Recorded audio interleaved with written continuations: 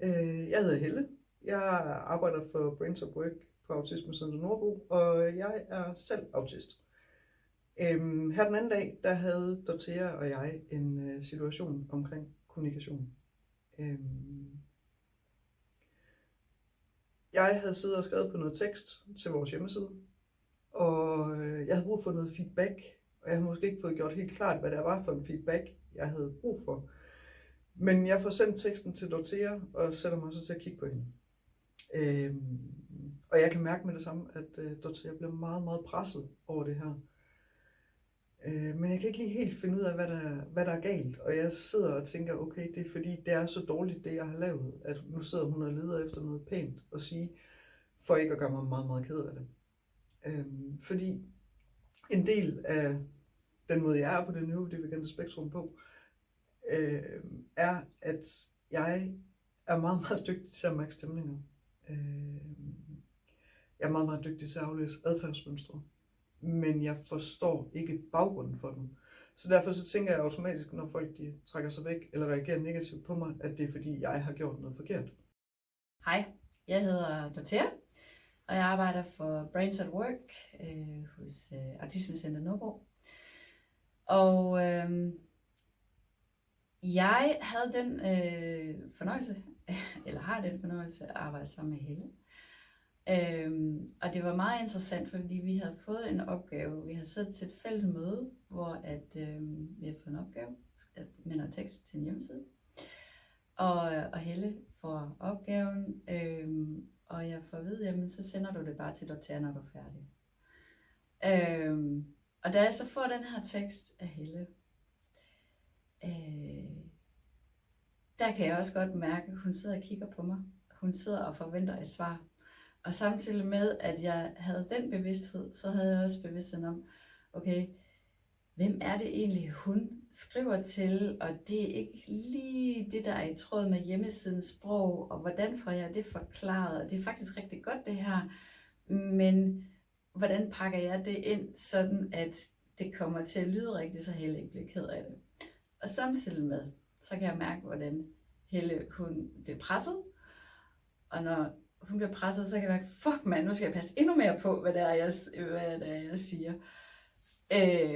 Fordi jeg har også autister i min nære kreds, så jeg ved af erfaring, ting jeg siger, kan have en voldsom effekt og en voldsom, en konsekvens, kan godt have en voldsom konsekvens på relationer. Og for mig var det ret vigtigt, at i den her nye relation med Helle, at det skulle gå godt. Så vi sad der begge to og var ret presset og kunne se på hinanden. Fuck, det her det kører af sporet. Hvad gør vi nu? Ja.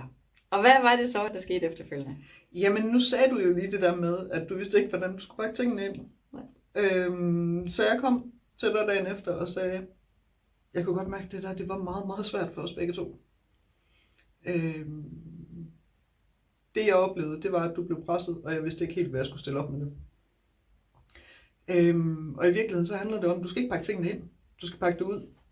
Jeg tror faktisk, jeg gik til dig bagefter og så sagde, jeg vil hellere have, at du direkte siger til mig, indholdet, det spiller, sproget, det er helt off.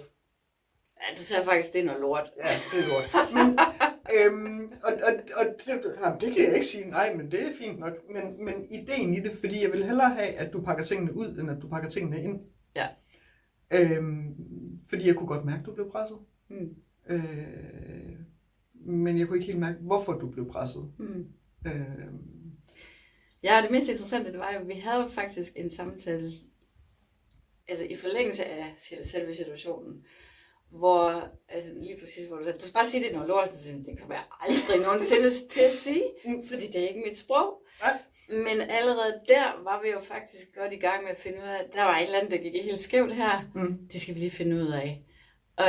Og som jeg husker det, og det kan godt være, at jeg husker det forkert, men jeg synes egentlig, at vi var godt i gang med at få reddet det ud. Det tror jeg også, vi var.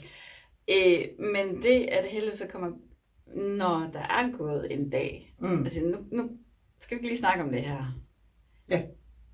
Men det er jo også et spørgsmål om, at så har det lige fået lov til at rode rundt. så får det lidt lov at rulle en tur ind i hovedet og lande i de rigtige huller. Og det er den der latenstid, som jeg også nogle gange kan have, hvor jeg sådan lige skal finde ud af, hvad var det egentlig, der foregik. Fordi så kan jeg komme ind og snakke om kernen, i stedet for at stå i de ubehagelige følelser. Ja. Og det der var for mig, det var faktisk også fordi, at jeg...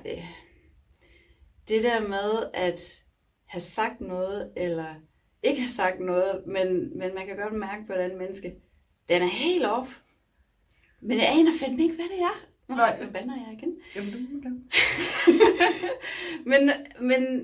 men den har, det er den, man kan komme til at stå i som kollega, som leder. Fordi man aner ikke, hvad det er, man har gjort galt.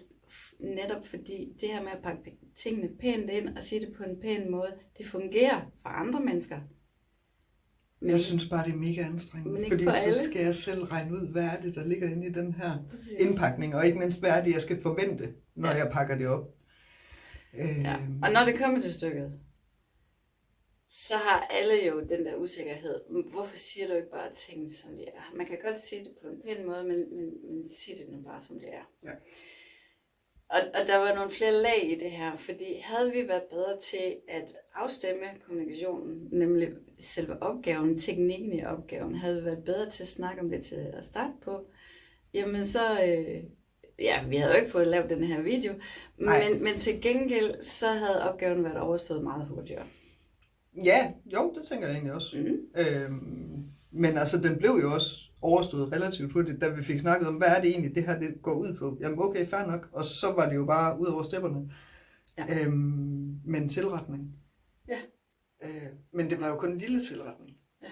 Det var jo ikke start forfra heller. Det er helt forkert, det du har fat i den forkerte ende. Og det er jo to meget, meget forskellige ting.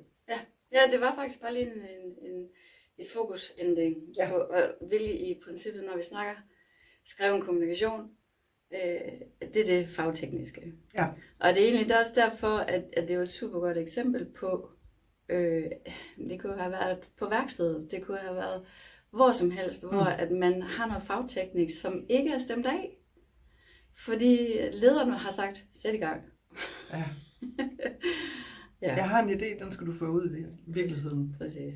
Hvordan? Så hvis vi skal konkludere, det er noget for det her. Så det, at for det første, vi begge to er meget ærlige om, hvad der foregik. Og vi tør tale om, hvad der foregik. Nemlig. Og vi begge to havde en lyst til at forstå hinanden. Det er faktisk den der med lysten. Nysgerrighed. Ja. Nysgerrighed er alt i forhold til, fordi hvis ikke man er nysgerrig, så kan man kun være fordomsfuld i stedet for. Ja, det er sandt. Så hvis vi lige opsummerer. Så handler det jo om, at det lykkedes os at fortælle om tingene, og dermed få lagt grundlaget for at skabe en tryg relation. Ja, fordi hvis vi ikke er bare lige en lille smule nysgerrige på hinanden, og har mod til at være nysgerrig og spørge ind, og lægge egen usikkerhed på bordet, jamen så når man jo aldrig længere. Nej. Og så er det, man enten som leder eller kollega tænker, så kan det også bare være lige meget. Ja, og så bliver det bare svært og tungt at være i. Ja. Fordi så er det endnu sværere at være den, der er mærkelig. Præcis. Altså. Og hvem har lyst til at være mærkelig? Altså. Ja, det er rigtigt. Ikke på den træls måde i hvert fald. Ikke på den træls måde, nej.